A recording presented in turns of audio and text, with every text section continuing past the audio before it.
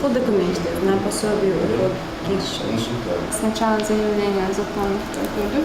Хеда Бетербиева сегодня пришла в МФЦ, чтобы оформить пособие на детей. Сейчас это уже не занимает много времени. Заявление специалисты принимают в течение нескольких минут. В прошлый раз Хеда с такой же оперативностью зарегистрировала право на недвижимость.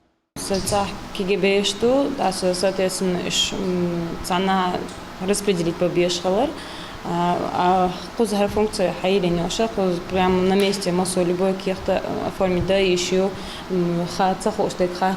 чем бегать в городе туда-сюда, удобно Многофункциональные центры открыты практически в каждом районе. Бумажной волокиты и вовсе нет. Гражданину обратиться в МФЦ нужно лишь дважды, чтобы оформить заявку и получить ответ. Готовые документы клиент сможет получить на месте. Благодаря совещанию, проведенному главой Чеченской Республики Рамзаном Ахматовичем Кадыровым, работа многофункциональных центров и взаимодействие с органами исполнительной власти Чеченской Республики перешли на качественный, совершенно новый уровень. Во всех многофункциональных центрах организовано предоставление услуг Росреестра в электронном виде. В каждом населенном пункте в Чеченской Республике, где население превышает 1000 человек, уже будет непосредственно присутствовать сотрудник многофункционального центра, то есть будет офис. Вопросы повышения качества услуг МФЦ обсудили на совещании в мэрии Гроздова. Муслим Хучиев поручил руководителям структурных подразделений сделать все для оперативной работы центров. Только один работник многофункционального центра в день может принять до 50 заявлений.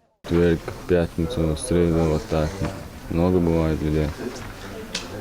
Но в основном вопросы бывают по регистрации земельного участка, жилых домов. После 6 рабочих дней уже ответ бывает. Представители местной власти сделали большой шаг навстречу местным жителям. В МФЦ создана электронная очередь. Также увеличено число предоставляемых услуг. Их более 130. Динара Мурадова, Муслим Типаев, Ибрагим Налаев. Новости.